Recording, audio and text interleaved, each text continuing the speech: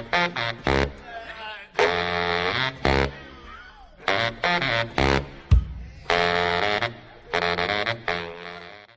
tal? Bienvenidos a Popnography, el podcast más inteligente, más estúpido de la red. Les habla Enrique Borbón. Y Ruth Pérez. Y debido a que estamos en la cumbre de esta montaña rusa llamada la civilización humana, y estamos a punto de empezar a caer, pensamos en un tema interesante del que podríamos hablar, que es la censura. La censura. Y lo políticamente correcto. Y lo políticamente correcto y lo marxista cultural. Como para empezar a crearles una especie de glosario para que entiendan cuáles son los verdaderos significados de estas palabras. Vemos esos términos, tanto marxista cultural como censura, como bla bla bla bla bla, siendo lanzados muy seguido, sobre todo, ya saben, en las timelines de Twitter de todo el mundo. Y pues me parece que lo más apropiado sería darles como esta aproximación académica, o más bien real. Más definitoria. Más definida, ¿no? Más allá de lo que te hayan dicho algún crítico de animación promedio sobre qué son estas cosas. Exacto. Y pues todo esto sucede ya que muchas de las personas se quejan sobre que el hecho de que la gente sea políticamente correcta los está censurando. Ajá. Lo cual son cosas totalmente diferentes. Ajá, ha habido muchos llantos de censura en los últimos años, sobre todo cuando ya saben, llega un titular que dice a las feministas no les gustó inserte videojuego aquí, y entonces dicen, ya lo van a censurar las feministas y todo eso. Y bueno, eso no es censura. Eso no es censura, eso no puede pasar. Las feministas no tienen la varita mágica censuradora que puede quitar algo del mercado. Exacto. Porque censura es... Bueno, según la Carta de los Derechos Humanos, y bueno, los derechos en general, está dentro de eso la libertad de expresión. ¿Qué es la libertad de expresión? La libertad de expresión no significa que tú puedas decir cualquier mierda o cualquier cosa racista, sexista, bueno, significa que misógino. Sí puedes, espera. Y nadie se pueda quejar de eso. Eso no es ser libre de libertad de expresión. La libertad de expresión es que tú puedas decir tus opiniones políticas, religiosas, sociológicas o ideológicas sin que haya una consecuencia legal, que te apresten, que te maten o que simple y sencillamente tus opiniones no sean escuchadas por nadie. Es una forma de defender tus ideales en el sentido de que antes en algunos lugares y todavía actualmente en muchos lugares tú decías una opinión contraria a la del político, a la del sistema político en el que vivías, a la del sistema religioso en el que vivías, y pues recibías una consecuencia. Incluso te podían matar, no solo apresar. Lo que no es lo mismo a que tú digas tu ideología y alguien más te diga que estás mal, o que lo que estás diciendo es racista, o que estás diciendo, o simple y sencillamente, si tú tienes una posición ideológica, alguien te puede decir, yo no estoy de acuerdo, o yo creo que eso está mal, y eso no es censura. Estamos hablando de censura cuando no te dejan hablar por ningún medio. Pero si un medio no le gusta lo que estás diciendo, o no se suscribe a tu agenda, puede deslindarse o quitarte acceso a dicho medio. Es decir, Twitter, por ejemplo, es un gran ejemplo. En Twitter se ha estado haciendo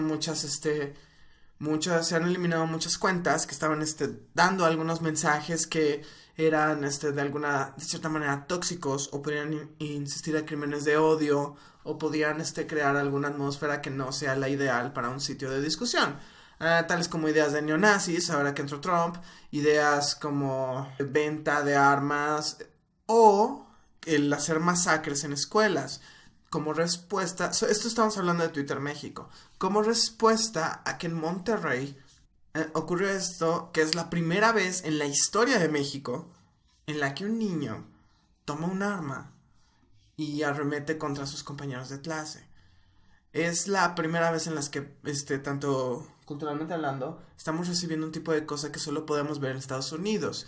Masacres como las de Virginia Tech, Columbine y todo ese tipo de cosas. En México casi no hay de eso, porque no tenemos un acceso muy fácil a armas. Y pues nada más por eso. Y porque no tenemos una ideología tan, en ese sentido, tan individualista, ¿no? Tan individualista y tan de matar. O sea, así no es México.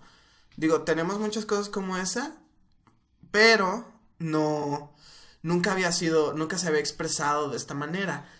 Para más referencias en cuanto a ese tema, que a lo mejor alguien puede entrar a discusión, lean, siempre les recomiendo este texto, pero lean el texto que hizo el fallecido de Gustavo García, crítico de cine mexicano, en cuanto a los superhéroes. Está en internet, búsquenlo, está muy bien. En el cual hace una comprobación sobre la violencia en los dos países y pues cómo es muy diferente. Pero ajá, y cómo estamos ventilando esa violencia. Entonces, es la primera vez que vemos eso y mucha gente estaba como siguiéndole al juego. Juego, entre enormes comillas. Porque este chavo, según dicen los rumores, se rumoreó, todavía no está perfectamente confirmado, pero el chavo era miembro de un grupo de Facebook grasosón chingativo llamado Legion Hulk. Entonces, una vez que el chavo perpetra esto, entonces muchos del grupo se echaron la responsabilidad del ataque y empezaron a decir, no, ahora yo voy a hacer esto, y ahora yo voy a ir a la Ciudad de México, y ahora, y esto. Entonces, hay ahorita como una onda muy, muy nebulosa, muy oscura en el país, y cuando se empezaron a cerrar estas cuentas de Twitter, que es de gente que además de haber hablado de esto, también tenían como muchos antecedentes en las ondas alt-right, se habló de censura, que estaban censurando estos canales. ¿Los están eliminando? O más bien suspendiendo las cuentas, sí. Pero eso no significa que te estén censurando. Tú todavía tienes el derecho de dar tu opinión. El problema es que Twitter tiene una política de privacidad, tiene una política de usuario, en la que tú aceptas, en la que dice Twitter es una atmósfera amigable. Y si no promueves dicha atmósfera, si no mantienes una animosidad, tu cuenta será cerrada. Exacto. Así de simple. No es censura. Y estas políticas, es incumplimiento de un contrato. Y esas políticas están en la mayor parte de las empresas. O sea, incluso del otro lado también se puede ver. Por ejemplo, bueno, el ejemplo más claro que se me ocurre, que tal vez no es en cuanto a la censura, pero por ejemplo, algunas farmacias deciden, pero no porque estén censurando, sino porque no están de acuerdo, deciden no vender cierto tipo de medicamentos, como por ejemplo la pastilla del día siguiente. Lo cual, pero sin embargo, ellos tienen derecho a no venderla dentro de sus catálogos, pero eso no quiere decir que se estén censurando la pastilla. Tú puedes ir a otra farmacia y comprarla. Que digo, no está chido, sí deberías como derechos, pero bueno. Sí, es pero la es única parte de tu derecho como empresa a conservar tus políticas. Es de lo bueno y lo malo de conservar las políticas, porque eso de la pastilla del día siguiente está mal pedísimo. Pues sí, pero es parte de este tipo de libertad. Está hacia los dos lados, por eso pongo el ejemplo. O sea, los dos lados, tanto una empresa, digo, eso ya sí es más anticonstitucional en el sentido de que estás violando la salud. No, pero más allá, estás violando los derechos del humano básicos, pero por ejemplo, relativamente se podría decir que algunas empresas sí pueden limitar la venta de ciertas cosas o a ciertas personas. Lo de ciertas personas no se puede porque es anticonstitucional en México. Ajá. Pero, por ejemplo, al dejar de vender ciertos artículos sí lo pueden hacer porque va en contra de sus políticas y eso al mismo tiempo es lo que los defiende de su propia libertad. Ese es un ejemplo, bueno, unos ejemplos que se dieron mucho en común en Estados Unidos y de los que se habla mucho, sobre todo en la comunidad de los videojuegos, porque pues hay que recordar, los videojuegos es un arte muy joven que apenas acaba de ganar su derecho a existir. En 2010 falló la corte a favor de los videojuegos y los defendió como un producto de entretenimiento artístico. Por lo tanto, ya no los pueden censurar. Pero se habla todavía mucho de la censura porque es un tema muy fresco para la gente. Uno de estos casos se dio en Australia cuando unas tiendas, Target, que son muy populares en las regiones anglosajonas, sobre todo Estados Unidos y Australia, Target dejó de vender Grand Theft Auto 5. Solo los de Australia, a petición de familias. Y en lo cual muchos dijeron, es que están censurando el juego. No están censurando el juego no vendiéndolo, porque puedes comprarlo en otra parte. Censura es cuando el juego ya no existe y se puede considerar un crimen tenerlo, como si fueran drogas. De hecho, Australia es muy famosa, tiene unas leyes de censura muy cabronas, pero lo que siempre se me ha hecho muy curioso es que la gente ya no habla de las leyes de censura como más intensas de Australia, como por ejemplo el hecho de que Saints Row 4, que era un juego similar a Grand Theft Auto, no puede ser vendido en Australia, a menos que sea por exportación. Pero la gente se obsesionó mucho con el caso de Grand Theft Auto 5. Y otro caso dado en América fue que un videojuego que se llama Dead or Alive, que es como básicamente tetas el videojuego.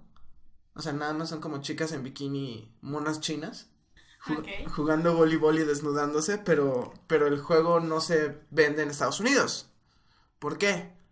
Porque no se exportó. Tecmo tomó la decisión de que como en Estados Unidos esos juegos no venden muy bien, porque pues en Estados Unidos, ya sabes, si tienen sexo, entonces decidieron no vender el juego allá. Pero eso no significa que no puedas pedirlo. Eso no significa que no puedas ir a tu tienda de juegos de elección y pedirle que te traigan el juego. Eso no significa de que los senos estén prohibidos en Estados Unidos, porque déjame dejarlo muy claro, no están prohibidos. Solamente reciben una clasificación y la empresa puede decidir no venderlos, como ha decidido no vender muchos juegos japoneses, debido a que su atractivo es más bien oriental. Culturalmente no es atractivo aquí, no lo van a venir a vender aquí. También eso se da mucho en México, de que no nos pasan muchas películas, o no nos llegan muchos juegos. O sea, si en Estados Unidos se quejan de que no les llegan ciertos juegos, a nosotros nos llega una cantidad mucho menor, porque el appeal de Latinoamérica es mucho más bajo y hay muchas menos posibilidades de que los latinoamericanos compren estos productos. Por eso los tienes que pedir de exportación. No significa que esté prohibido tener una copia de Fire Emblem. Solo significa de que no le gusta a México. No es censura. Por ejemplo, y otro caso, en el caso contrario, por ejemplo, sí ha habido muchos ejemplos de censura, tanto actuales como antiguos. La primera parte que me imagino es, que recuerdo, es el código Hays. El código Hays, el código de la autoridad. El código Hays, que fue una censura en Hollywood en el siglo XX, donde realmente era prohibido que una película se publicara en Estados Unidos si tenía cierto contenido. Y era algo muy fuerte realmente, para que sepan lo que realmente es censura. Era tan fuerte que, por ejemplo, no se podía ver una cama matrimonial. Uh-huh. Todas las camas, de hecho, no sé si recuerdan los Picapiedras. Los Picapiedras no dormían en camas matrimoniales, dormían... Pedro y Belma. Ajá, dormían en camas gemelas, porque no se podía poner eso en cines. Otros ejemplos de las camas gemelas son shows de esa época como Leave It to Beaver o Yo Amo a Lucy, uh-huh, en los que no se podía mostrar ese tipo de cosas. Por ejemplo, la película Psicosis de Alfred Hitchcock, una de las mayores controversias no fue que saliera una mujer en ropa interior, no fue que salía todo eso, sino era la primera vez que se veía un baño. Uh-huh. Y de hecho, hablando de Psicosis tuvo un gran pleito con este código. Hitchcock hizo muchísimas cosas para poder sacarla. De hecho, les recomiendo que vean la película de Hitchcock que hizo Anthony Hopkins, que está muy, muy bien hecha y pasó sin pena ni gloria, pero ahí explica muy bien cómo funciona el código. Por otra parte, otro tipo de censura fue con Trumbo, en la época del macartismo, cuando a él le prohibía, o sea, él podía seguir produciendo relativamente sus películas, escribiendo los guiones, pero no podía aparecer en los créditos, como que era su película. De hecho, hasta mucho tiempo después, cuando pasó todo este tiempo, se descubrió cuántas películas realmente él había sido el guionista, porque estaba prohibido por ser acusado de comunista. Otra situación un poco más común aquí en México, cuando salieron de Garbage Pail Kids, ajá, que son estas calcamanías como parodias de los Cabbage Patch Kids, pero en situaciones vulgares, groseras, violentas. Y todo esto, sí está prohibido vender o tener estas calcomanías. Bueno, hay gente que las tiene y pues ya sabemos que en México no es así que vayan a entrar y vayan a revisar tu casa. Hay una cierta libertad en ese sentido. Está prohibido. Pero sí está prohibido importación, exportación, impresión y toda esta situación. Si no mal recuerdo, en el Código Civil viene que no puedes tener nada, absolutamente nada, que ponga a los niños en una situación de violencia, de riesgo o de salubridad, insalubre. entonces no puedes tener esas. Esas sí Ajá, son es verdaderos. es parte de las buenas costumbres mexicanas. Ajá, y eso sí son verdaderas censuras. Y ha habido muchas censuras. Ahora, yo quisiera comentar una cosa que se me hace muy importante. Yo no estoy de acuerdo con la censura. No, obviamente no. Obviamente. Hay que quedar muy claro que en Pornography nadie está de acuerdo con la censura. O sea, por mí todos deberían tener su tarjeta de los Garbage Pail Kids. Sí. Pero Digo, también. No son mis favoritas. Digo, no soy pero... fan, se me hacen horribles. Y la película de los Garbage Pail Kids es el anticristo, pero... Me he dado cuenta, lo revisé y se hizo una película de culto, pero de esas de culto que son malas, que se hacen culto, como ¿sabes? The Room Sí. o Howard el Pato, o sea, una onda así. Pero no puedes tenerlas. Y esto se debe que en México, durante el gobierno del PRI, que fue un gobierno que duró durante más de 70 años, y luego regresaron. Actualmente están en el poder. No nos censuren, por favor. No, Peña. Ajá. Pero, se daba mucho esto de las buenas costumbres, dado a que eran muy, le hacían también favores a la iglesia y muchas sociedades. De hecho, hay un caso muy famoso, que de hecho no se comenta mucho aquí en México, que es la quema de la Cineteca Nacional. Lo que pasó fue que durante los 70s, la Cineteca Nacional, es un bienal de cine que tenemos aquí en México. Que es muy importante. Es muy importante. Y a nivel tanto nacional como en América Latina es uno de los lugares. Hasta tienen proyectores de nitrato de plata, hay emisiones. De hecho, ahí mismo están haciendo ahorita una excelente exposición de Stanley Kubrick que les recomiendo vayan a ver. No vayan al cine, luego les explico por qué. Pero lo que pasa en la Cineteca Nacional es que cuentan los rumores, que son rumores medio comprobados, que en el 68, para los que no sepan, en el 68 hubo una terrible genocidio de estudiantes indígenas y maestros comunistas y cualquier disidente en México. Hubo así un genocidio terrible, pero el evento más famoso es la masacre de un grupo de estudiantes en una plaza. O sea, ellos estaban protestando en una plaza y desde los edificios abrieron fuego. Entonces, no se sabía mucho porque en las noticias casi no se emitió. O sea, nada más se contó que hubo disturbios. Es muy famoso de que el comentador Jacobo Saludowski, que en esa época era como el mero de las noticias, ese día no comentó nada. De hecho, la frase es famosa, el de esta mañana México amaneció soleado. Que de hecho, o sea, se puede comentar que sí o que no, o sea, periodísticamente es cuestionable, pero factualmente es extraño. Pero bueno, ese no es el punto. El punto es que durante esta matanza alguien tenía una cámara y esas grabaciones fueron saltando de persona a persona, porque obviamente era ilegal tener grabaciones de la matanza del 68. Fueron a dar a la Cineteca en algún archivo. El gobierno se enteró y bajo el gobierno de López Portillo hubo un incidente en el departamento de los filmes de nitrato de plata, que son altamente flamables. Si alguien ha visto Bastardos sin Gloria, eso pasó.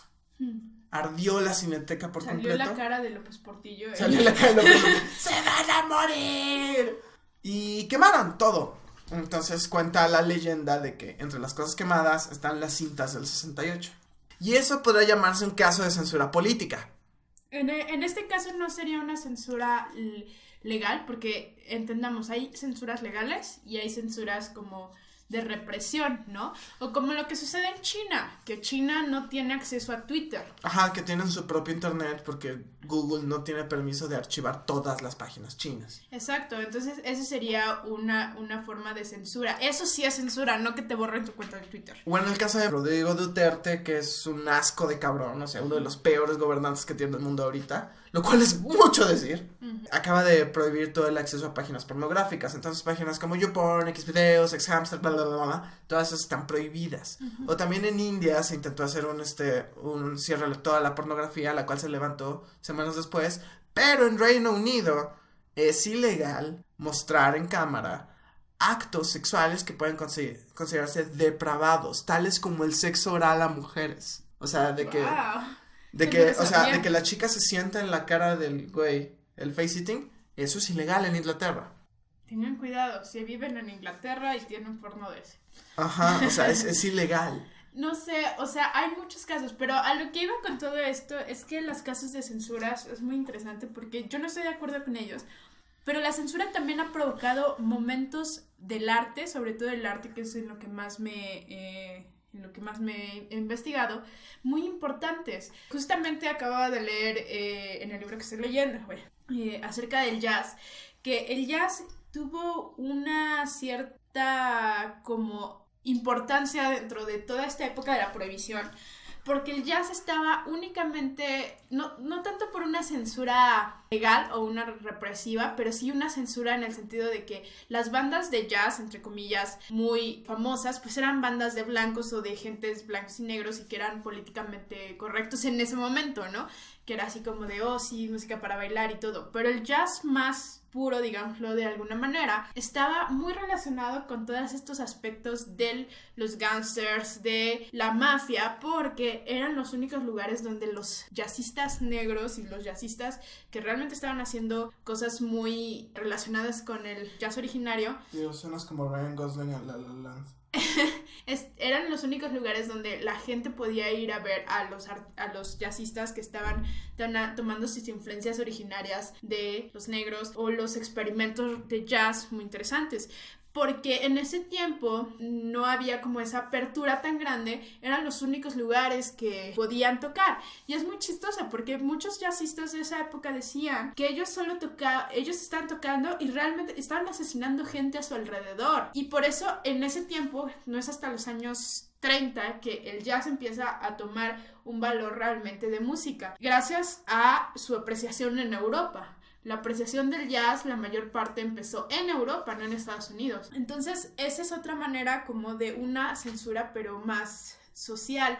Y sí tiene que ver como con estas expresiones artísticas. Por otra parte, también está censuras, otras épocas en las cuales las censuras han provocado que los artistas desarrollen métodos para poder comunicarse con el espectador, tanto en pintura, en música, en todo, para poder dar la idea. Por ejemplo, ayer que veíamos Cabaret. Sí. Ayer que veíamos Cabaret, pues era una escena donde eran películas donde no podías poner sexo, donde no podías poner un montón de cosas, y eso que Cabaret es una película que es bastante abierta, o sea, relativamente, pero por ejemplo, un chiste que hay mucho en mi casa, que es que antes cuando había sexo, lo que hacía la cámara era moverse hacia el fuego o moverse hacia arriba. Ajá, y era o por ejemplo, el sexo en las películas de Disney es cuando se ponen a cantar juntos, o en el Hollywood viejo. De hecho, una cosa interesante sobre el Hollywood viejo es que debido al código moral no podías mostrar violencia, sangre, desnudos y todo eso. Y lo que solían hacer los cineastas en esa época es que hacían películas sobre la Biblia. La Biblia famosamente es violenta y muy sexual. Entonces podías poner cualquier tipo de violenta sexual, etcétera, y decir, está en la Biblia. Ajá, o sea, es permitido, puedo poner toda esta masacre, puedo hacer Calígula porque es historia, es la Biblia. Puedo hacer Cleopatra, puedo hacer los 10 mandamientos, puede ser Ben-Hur, que era incaracterísticamente violenta en esa época, Spartacus, que no es bíblico, pero es histórico. Y ahí va doble porque era Trumbo. Y es doble porque el guionista era Trumbo. Y un último punto, y es a lo que quería llegar, toda esta censura que hemos visto, todo eso, nunca ha sido un marxista. Sí. Bueno, leninistas, stalinistas tal vez, pero nunca un marxista y mucho menos su famoso marxismo cultural. Pues ahora, ¿puedes explicar qué es el marxismo cultural? Bueno, el marxismo cultural tiene sus inicios en Frankfurt, Alemania, cuando un grupo de filósofos, entre ellos se incluía Theodor Adorno, Horkheimer, entre muchos otros, fueron a Alemania, que, bueno, mala decisión, pero eso llega después. Entonces lo que empezaron a ver es que empezaron a estudiar esta nueva arte que se estaba dando, que es el cine. Y dado a que Alemania era tan rica en su arte cinematográfica en esa época, con películas como La cabina del Dr. Caligari, Metrópolis, Nosferatu, todo eso del expresionismo alemán, que es uno de los movimientos cinematográficos más importantes de la historia. Entonces ellos empezaron a estudiar esto y se dieron cuenta de que muchas de las señales que había sobre el pensamiento de la gente alemana se podía ver a través de sus películas. Es decir, o sea, por ejemplo, en Caligari se estaba hablando de un mundo muy desolado, se estaba hablando de un mundo muy desesperado, en el que no sabías si la figura de poder estaba loca o tú estabas loco. En Nosferatu estamos hablando de los mismos tratos. Entonces, cuando llegan los nazis, todos huyen, los miembros de la Frankfurt huyen, la mayoría, y empiezan a hacer estos estudios, de los cuales sale un libro que se llama De Caligari a Hitler. El autor es Siegfried Kracauer. Entonces él estudia todas estas películas y se da cuenta de que mucho del pensamiento alemán se empezaba a fundamentar a través de su cine, a través de sus artes. Es decir, por ejemplo, en una de las películas era un asesino serial y lo que hacían era marcarlo con un número plateado para demostrar que él era el asesino. Una letra plateada, disculpen. Y entonces dicen cuál es la diferencia entre esto y marcar a un judío con una estrella amarilla. Y ese fue el inicio del estudio del marxismo cultural. Lo que era ver los medios, o sea, el marxismo, que es la forma en la que un grupo se opone sobre el otro, cultural, es decir, el estudio de la cultura desde un punto de vista marxista. Ver cómo los ideales de la gente se transmiten a través del arte y cómo estos pueden simbolizar un modelo de opresión. La mayoría de los críticos, de los estudiantes de cine, necesitan una fuente en Frankfurt o en su defecto de sus hijos, de los hijos de Frankfurt, que es la escuela de Birmingham, con pensadores como Stuart Hall. Pues es marxismo cultural, un estudio cultural sobre los modelos de opresión y los modelos de pensamiento, de cómo el cine y el arte se expresa a través de su gente y cómo la gente se expresa a través de su arte. Eso es marxismo cultural. No es censura, no es feminismo, no es... Bueno, sí es feminismo, pero no es censura, no es opresión, no es... ¡Quieren destruir mis tetas y mis filmes de acción! ¡No! Además, debo agregar una situación porque normalmente se ha satanizado todas estas ideas como izquierdosas. Yo no estoy diciendo que estés de acuerdo o no estés de acuerdo con algo, pero creo que también tendremos que analizar qué es realmente el marxismo, porque el marxismo, a pesar de lo que se pueda suponer, sí se relaciona con el comunismo, pero es una ideología completamente diferente.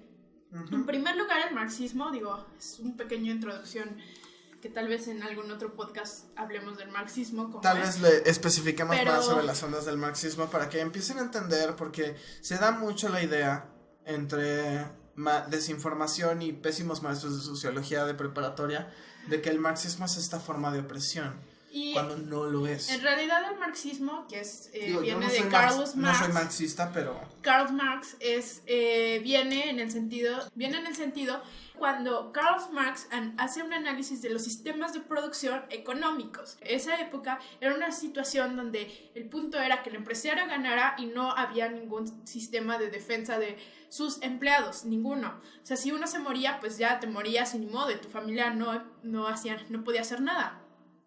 Marx empieza a hacer un análisis de cómo están las situaciones de poder dentro del sistema económico de esa época.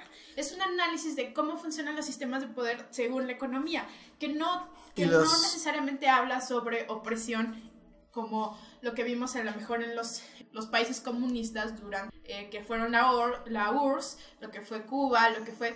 Está basado en eso. Lo que está haciendo Rusia ahorita. ¿Se justifica con eso? Pero realmente es una teoría ideológica económica. Ajá. Y pues los Frankfurts nada más le dieron seguimiento a esto pensando, tal vez no solo es con nuestros trabajos, tal vez es con nuestro ocio, con nuestro cine. Eso es todo el punto del marxismo cultural, intentar entender las funciones en la cabecita de la gente. Eso es todo. Curiosamente, los sistemas de opresión y censura normalmente han venido de regímenes fascistas, que son completo contrario de lo que podemos considerar los marxistas. Uh-huh.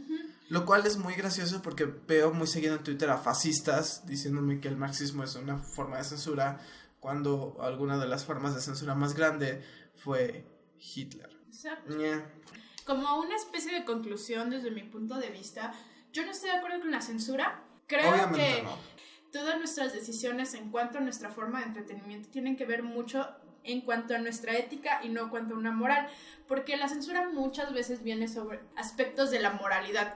Entonces creo que nuestro sistema de censura no debería venir de una onda legal, una onda represiva, pero sí tendríamos que empezar a analizar lo que vemos y lo que producimos desde nuestro punto de vista ético y qué es lo que debería comenzar a funcionar. No creo que la censura sea la solución. Ajá, es como la prohibición. ¿Qué pasa? O sea, ¿qué haces cuando creas la prohibición? Lo único que creas es alcohol más peligroso. Exacto. Entonces, si prohíbes la censura, no haces más que crear arte más agresiva. Pero también, como personas que vivimos en esta cultura occidental, es nuestra tarea, nuestra obligación, pensar un poquito más en lo que vemos y las repercusiones que eso puede tener. Eso no es censura, eso es simplemente estudio, es interés, es saber qué está pasando, saber qué son las cosas que pueden llevar a ciertas ideas. Y no dejar de hacerlas en su defecto, o sea, porque mucha gente dice, entonces vas a censurar, no sé, la posibilidad de que existan estos productos. No, pero tal vez hacer un pensamiento un poquito más profundo de por qué los disfrutamos o por qué tenemos como gusto hacia ellos. Exacto. O sea, Transformers no es la película más taquillera de la historia de a gratis. Los videojuegos más populares no son militarísticos de a gratis. Los libros más populares no son una onda más sexosa de a gratis. Hay que pensar en lo que está haciendo nuestra sociedad y cómo lo está haciendo. Y no lo vemos desde el aspecto moral, lo vemos desde el aspecto qué es la consecuencia y por qué surge, tanto de dónde viene y qué es lo que provoca. Hacia dónde va. No es el propósito de que se deje de hacer, el propósito es pensar por qué lo hacemos y hacerlo mejor. Y además eso enriquece nuestra forma tanto de creación como de disfrutar las cosas, porque muy a pesar de lo que la gente cree, ver una cosa... el entretenimiento no solo es eso, es un reflejo de nuestra sociedad y un reflejo de cómo está funcionando. Entonces, la próxima vez que puedas disfrutar de algo, disfrútalo, pero también analiza un poco por qué lo estás viendo y cuáles son las repercusiones que tiene principalmente en ti y en segundo en la sociedad. Eso fue una buena conclusión. Esto fue Popnography. Muchas gracias por escucharnos, por todos los proyectados, por todo este tiempo. Les habla Enrique Borbón y Ruth Pérez. y muchas gracias y hasta luego.